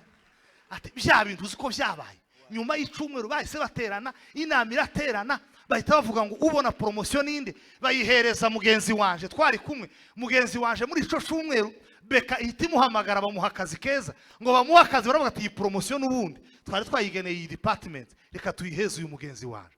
Ngo bayimbe umunsi bayimpaye, bahita bazamura na salaire. Atu singiye kubwira ngo mpembwa ngaye ko abantu iyo ari make biza biborohera kuyavuga, ariko yiyongereho buke biba bibaye ibibazo kuyavuga. Ati singiye kubwira ngo mpembwa ngahe, ariko bongereho 600 kuri salere yawe. Sema haleluya. Haleluya. Bwana Yesu asifiwe. Atukuzwe milele. Hari abantu bakorana n'Imana ku buryo avuga ikintu habe nubwo shoba kitari mu bushake bw'Imana. Imana ikavuga ngo uyu muntu turakorana. Uyu muntu turakorana. I don't need to check. There are people who work with God, even if they can speak something outside of the godly will. God shall say, I have the partnership with this man. Elijah, Elia, ntabwo yari yavuganye n'Imana guhagarika imvura. Yaravuze gusa ngo kuva uyu munsi, kuva wumva ivuze, kugeza igihe zobivugira. Imana iravuga ati uyu muntu turakorana. Elijah had stopped the rain and before consulting God, and that had happened. God said, I work with this man. Iyo mbabwira nzambabwira ngo nubona umuntu un vrai prophète, mugahura ukya un vrai prophète. Haba nubwo usanga afite inkota iri hamarasa amaze kwica umuntu. Zureba ku ruhande utambuke. If you meet a true prophet, I'm talking about a true prophet, just even if he had killed somebody, let it go. Abantu Imana ikorana nabo ni abantu nkatwe twese ariko bafite ico tudafite twese. The people whom God can work with are the people like us, but they do have something that we don't have. Ariko muzamukina nukuri muravyumvise iri jambo. Abantu Imana ikorana nabo ni abantu nkatwe twese ariko bafite ico tutagira twese. The people whom God work with, they are like human beings like us, but they do possess this thing that we don't have. Muziko Mose Imana yamuhamagaye yarisha umuntu. You know, God called Moses, yet Muziko Moses yasishe had umuntu killed muri a Egiputa. man. Nyuma yo kwica umuntu muri Egiputa ikavuga ngo ni wowe mbonye. Moses, after killing a man in Egypt, God said, I can see you, I want to use you. Muziko Eliya yongeye kugarura imvura ariko yamaze kwica ibihumbi abantu magana ngahe? 800. Do you know Ari it 800 like, n'abangahe? Na 50 abantu 850 yabishe ariko Imana iragumira avuga ngo turakorana tu. 800 yabishe. Same story had- Wejewe ngo bya bintu ngo sinkina vyemera ngo baranaguye. Uzopfa utazi kikwisha. Uzohitanwa n'ikintu utazi yuko kivuye. Elijah could brought back the rain, and yet he had killed 850 people. And for you, you say, these people had backslided. These people are doing wrong things. These people are the sinners. You shall die without knowing what had killed you. Impamvu muri mu kubona itorero ry'iki gihe rifite ibibazo byinshi rifite abantu bari problematike cyari bacosoreza. The reason why you see that today's church are very problematic, they are in troubles. Harimo abantu batakuze ariko bazagira ngo bagenda n'imbaraga z'abantu bakuze. Imana ibaha imbaraga z'abantu bakuze kazayamagenda ngo afite imbaraga z'abantu bakuze atarakuze. Ntibishoboka. There are people who are very immature and they want to have the power of people who have been grown spiritually. That shall never be possible. Iyi bafuri yingiyi. These speakers, you see, Kimubona ko nyiteruye guhya. I can lift it up. Ariko wo yihawuziye la wanje ntiyo yiteruye. But if you can give it to my young child, can never be able to lift it. Impamvu wananiwe biriya bintu abandi bashoboye nuko utakuze yewe.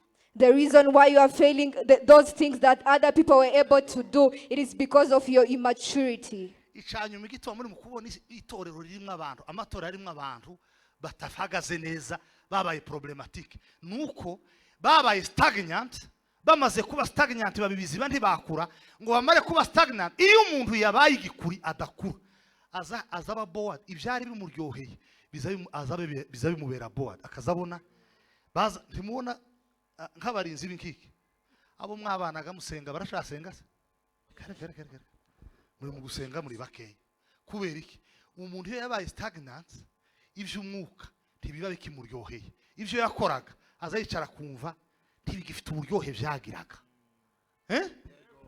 pe ivy'umwuka ntibizabigira uburyohe vyagiraga ariko kiza kubwira ko umuntu hayakura ivy'Imana bizabimuryohera none ejo bigasubira bikaryoha ejo bigasubira bikaryoha ejo bikongera bikaryoha ejo bikongera bikaryoha When someone very stunted spiritually into the church, and this is a problem for the churches because Christians are very stunted. So the things of God are very boring. He's no longer interested into the ministry, into the church thing, which is very different. When you have grown spiritually, the things of God, the spiritual things, they are very sweet. You enjoy them each and every day. Every more you start to learn new things and you continue to enjoy godly things. mugire wa mutima wari muri Kristo Have Yesu. the mind the same as in Jesus Christ. Can you please stand up? Muhaguruke dusenge.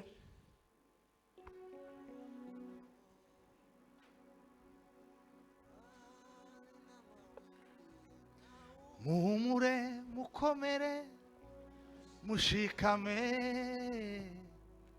Gitondo kizarasa muhumure humure mukomere mushikame igitondo kizarasa muhumure mukomere mushikame igitondo kizarasa wahumiriza ku maso yawe Close your eyes. ugasaba Imana ngo Mana reka imikorere y'ijuru Let the heavens operation, the work of heaven, Lord, korane n'ubugingo bwaje muri iki work with my soul. ijuru rikorane n'ubugingo bwawe muri iki gihe zamura ijuru May ryawe the heaven work with your soul today. Mana yuzuye kwera. Ijuru rikorane naje muri iki gihe Mana. ijuru rikora n'ubugingo bwanjye Mana. Muri uyu mwaka, Mana ya muri Isiraheli ibi bihe, umunsi ku wundi ijuru rikorane nanjye Mana. korane n'ubugingo bwanjye ijuru ry'amajuru Mana ya Isiraheli Tasileva. korana nanjye Mana. Ela Umunsi ku elongeni wundi kao korana fala nanjye, zerobe. Mana we. Le dozare Aranati abrome tango na abrome ezola. aregeri. Vagina hii. Mana we korane Sirtene nawe de Mana. vagina. ijuru rikorane nanjye Ijuru rikorane naje muri iki gihe. rirenge gukorerwa Ijuru n'Imana. rihingukire muri iki gihe. rirenge gukoreshwa n'Imana. Korere munsi y'ijuru.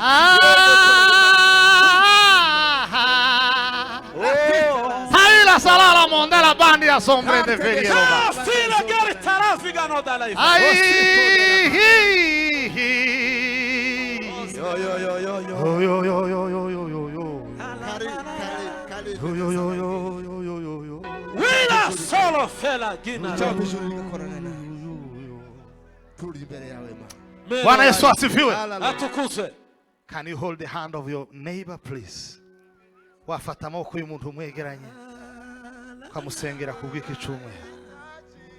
Tengo na dile. Ai ninde ushaka kugira ubwiza ukeneye icubahiro ngaho we abishakishe gukora ibyiza udacogora we ntiyite wetite ku maso y'abantu ubwabo ukugabo ntibamukunda ubwo yite ahubwo yite ku izina mwita kuko ndi Imana yamuremye zivyo nibwira Ivyo nibwira kubagirira si bibi ahubwo ni byiza Mana we kugira ngo mbahe mu mutima w'ibizaza ndakunda ngaho mugende aho mugende mubwira babaye umurize umurize abakomeretse ubabwire bose ubabwire bose barebe dufite Imana itagihinduka hanurira icumweru kiri imbere ye nawe hanurira icyawe ubwira Imana ngo Mana azagira ishya n'ihirwe uzamurinda ibyago umurinde amakuba azabona Imana yumva Imana musengere nyabuna nawe agusengera iki cyumweru kiri imbere y'Imana icyumweru kibi kidasanzwe Mana. ndagihanuriye muri business ye, kizaba icyumweru mu cy'ubutsinzi, buryo bw'umwuka, mu nshuti, mu bavandimwe, kizaba icyumweru cyo mu miryango kunesha, yiwe, mu itorero ryiwe, mu kizaba magara icyumweru yiwe, cy'umugisha, kizaba icyumweru kidasanzwe Mana. azabona imbaraga, Uzakorana nawe, ugendana azasangwe nawe. n'Imana, Ati tila bonda lazima uzamuganiriza kumva Imana, imbaraga z'umwijima zamubwira mu nzira, ibisitaza bizakuva mu ubuzima bwe nzira. ndetse n'urugo rwe, Uzagendana nawe, uzamuhisha ibyago n'amakuba, imbaraga uzamurinda sida, z'akagambane zizasimba, uzamurinda ibibi, uzamurinda ibibi, imyuka y'abarozi n'abapfumu uzamurinde izafata, ibigomi, uzamurinde ibigomi by'abagoyi, uzamurinde ubugome bw'isi, lange logana, uzamurinde imyobo, uzamurinde bike dezovalari, gusitara, andolo fanda la barime, etikele varia, uzamuharurira inzira, azagenda ahumutse, Langeleza varia go, uzamurinde ubunyerere bw'isi, ubunyerere bw'ubuzima, uzahagararira nawe ubunyerere Imana, bw'umwuka, uzaburinde Mana. ureke uzavuge yumve, Atitana lobonda la kandi boye, nawe azavuge wumve, azakomeze kwakira imbaraga azakorere nshya. munsi y'ijuru atura amagambo y'agaciro ku buzima bwe. Muhanurire, muhanurire, muhanurire mu izina rya Yesu. Azakomeze kwakira impano z'umwuka wera, uzamuhagarike ku musozi w'ubutsinzi, aziyongera mu mwuka n'ubusabane n'ijuru, uzamuhagarike ku no musozi gukorana w'ubutsinzi, n'Imana no kugendana nayo iminsi yose yicisha bugufi. uzamuhuze n'abanyamugisha, Atitashande la boriga, uzamuhuze uzamurindira n'abanyamugisha, umuryango, uzamurindira umugore, uzamurindira abana, uzamukorera ku rwego uzamurindira rudasanzwe, abavandimwe, uzamurindira akazi, uzamukorera uzamurindira ku rwego imitungo. rudasanzwe. Otide la bonde la vainari. Prikame faride legwemedega. Shika. Sindi wabikorera y'ubwami bwa Muzuza Satani. imbaraga zawe Mana. Mentalo gari gukiranuka. fisaragariye. Komeza kwiyegurire, komeza agendane nawe, Elandre de gari komeza saraka. avugane nawe, komeza avugane nawe, Inama zose z'abadayimoni ahumeke nawe, ahumekere zizafata ubusa n'ijuru, muri uyu mwaka ku buzima bwe. ijuru rimuhumekere, Muri iki ijuru cyumweru rimuganirize, azahagarare mu isi Nijoro. y'ubutsinzi, mu gicuku ijuru azahagarare mu isi asoro y'ubutsinzi. bandaragariye, ijuru K'icyumweru kizamubera cyiza, k'icyumweru azakibonamo Imana, k'icyumweru azacumvamo Imana. Ibyiza byose Mana ya Isiraheli azakorana n'Imana, Imana izamugirira icyizere, Imana izamukoresha ubutwari, bizavugane. Imana izamubisa amabanga y'ijuru, Longe de Imana safari. izamubwira ibizaza, Imana izamubwira amakuru. Bwana Yesu asifiwe. Hallelujah. Atukuzwe. Murekure uzamure ibiganza hejuru. Hallelujah. Genda usenge, wongera usenge, wongera usenge. Tuzamuye ibiganza Yesu. Uko ariho nzagukiriza zatangira unishize ku bwawe vuga ngo ndakwizeye Mana. Ndakwizeye Mana.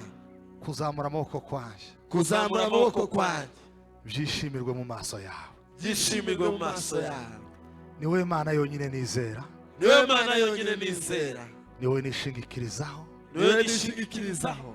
uri ubwugamo bwanjye. uri ubwugamo bwanjye. K'icyumweru ndagihanuriye, Iki cyumweru ndagihanuriye. amanywa akigize, Amanywa akigize. ni amahirwe yo kwakira ibintu bishya. Ni amahirwe yo kwakira ibintu bishya. Amajoro akigize, Amajoro akigize. nayo kurara munsi y'ijuru rikinguye. Nawe kurara munsi y'ijuru rikinguye. Ntabwo ari ijuru rikingutse gusa, Ntabwo ari ijuru rikingutse gusa. nzasubizwamo intege nshya. Zasubizwamo intege nshya. Nzajya mbyuka, Nzajya mbyuka. mbyukana imbaraga nshya, Mbyukana imbaraga nshya. kizikiza ukiyuburuye. Kizikiza uciyiburuye. Nizeye imbaraga zawe Mana. Nizeye imbaraga zawe Mana. Namaganye ibyago n'amakuba, Namaganye ibyago n'amakuba. ibisigo n'abadayimoni bihuma bitsindwe, Ibisigo n'abadayimoni bihumba bitsindwe. abarozi n'abapfumu bafata ubusa, Abarozi n'abapfumu bafata ubusa. amagambo yabo arindagizwe n'imbaraga z'ijuru, Amagambo yabo arindagizwe n'imbaraga z'ijuru. imivumo yabo ntizafata, Imivumo yabo ntizafata. n'imitego yabo ntizafata, N'imitego yabo ntizafata. ibyo akanwa kabo kavuga Ibyo akanwa kabo kavuga nta na kimwe kizafata. nta na kimwe kizafata. Mujana amahoro y'Imana, Hallelujah. muzahahe muronke mugire icyumweru cyiza. Hallelujah.